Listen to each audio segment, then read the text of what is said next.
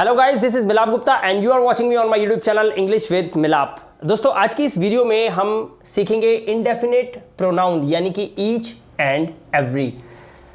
आपने कई बार ये सोचा होगा कि ईच एंड एवरी ये दोनों एक ऐसे टॉपिक हैं, ये ऐसा कॉन्सेप्ट है जिसे अक्सर बच्चे बहुत गहराई से ले लेते हैं लेकिन फिर भी समझ नहीं पाते और इसमें बहुत सारा कन्फ्यूजन उनके दिमाग में रहता है। लेकिन आज की इस वीडियो को बड़े ध्यान से समझने के बाद आपको लगेगा अरे ये तो बहुत ही नॉर्मल टॉपिक था। तो चलिए इस वीडियो को शुरू करते हैं। सबसे पहले देखिए, यहाँ पर इनडेफिनिट प्रोनाउन है ईच और उधर आप देख सकते हैं एवरी। ईच का यूज हम कब करते हैं, ईच से हम सेंटेंसेस कब बनाते हैं? बहुत ही सिंपल सा वे है, टू और मोर देन टू। बड़े ध्यान से वीडियो को देखिएगा, आपको सब समझ में आएगा। दो और दो से ज्यादा के लिए हम ईच का यूज करते हैं, सेंटेंस उससे बनाते हैं। अभी हम एग्जाम्पल से सीखेंगे। लेकिन एवरी का यूज जब हम करते हैं तो हमें मोर देन टू यानी कि दो से ज्यादा के केस में ही हम एवरी वर्ड का यूज करते हैं। अब यहां पर लिखा है दो या दो से ज्यादा, लेकिन एवरी के केस में क्या लिखा है? दो से ज्यादा होने ही चाहिए, ठीक है। लेकिन यहां पर दो भी हुए तो चलेगा।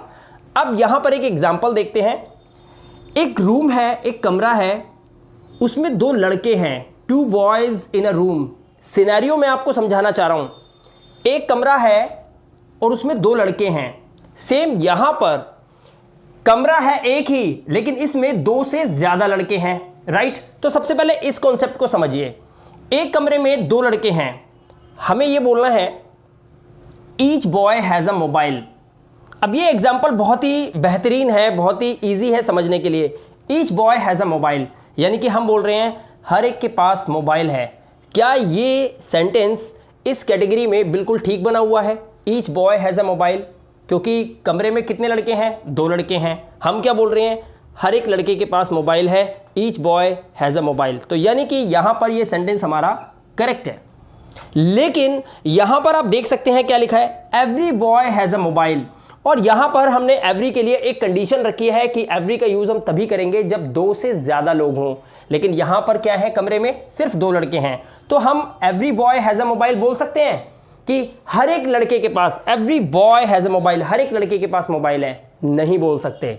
तो ये हमारा कॉन्सेप्ट यहां पर गलत हो जाता है। अब यहां पर देखते हैं, इस सिनेरियो में लिखा है more than two boys in a room यानी कि एक कमरे में दो से ज्यादा लड़के हैं।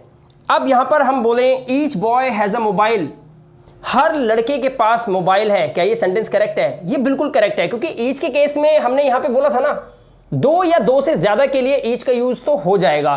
तो यहां पर दो हो या दो से ज्यादा हो फर्क नहीं पड़ता। Each boy has a mobile, हर एक लड़के के पास मोबाइल है। Sentence is absolutely correct, right. लेकिन हम नीचे देखते हैं, यहां पे लिखा है every boy has a mobile, हर एक लड़के के पास मोबाइल है। और कॉन्सेप्ट के अकॉर्डिंग दो से ज्यादा होने चाहिए और दो से ज्यादा है भी, तो यहां पर आप इसका यूज करेंगे तो भी करेक्ट है, राइट। तो यहां पर आपको यह समझना है कि ईच के केस में दो और दो से ज्यादा लोग हों, लेकिन एवरी के केस में दो से ज्यादा होने अनिवार्य हैं। ईच के केस में अगर दो होंगे तो भी चलेगा, लेकिन एवरी के केस में दो होंगे चलेगा नहीं, दो से ज्यादा होने चाहिए। पहला कॉन्सेप्ट आपको समझ में आ गया। अब काफी सारे स्टूडेंट्स जो होते हैं वो सेंटेंस को बनाने के लिए जरूरी नहीं है एक ही मेथड यूज करें, एक ही वे यूज करें। जैसे कि मैं बिल्कुल अलग सोचता था क्लास के अंदर, हो सकता है आप भी मेरी तरह अलग सोचते हो। तो मैं आपको सिर्फ आपकी समझ के लिए बता दूं कि इस सेंटेंस को हम एक तरीके से और बोल सकते हैं। अगर दो लड़के हैं एक रूम के अंदर तो मैं ऐसा भी तो बोल सकता हूं। मैं बोल सकता हूं both the boys have mobiles।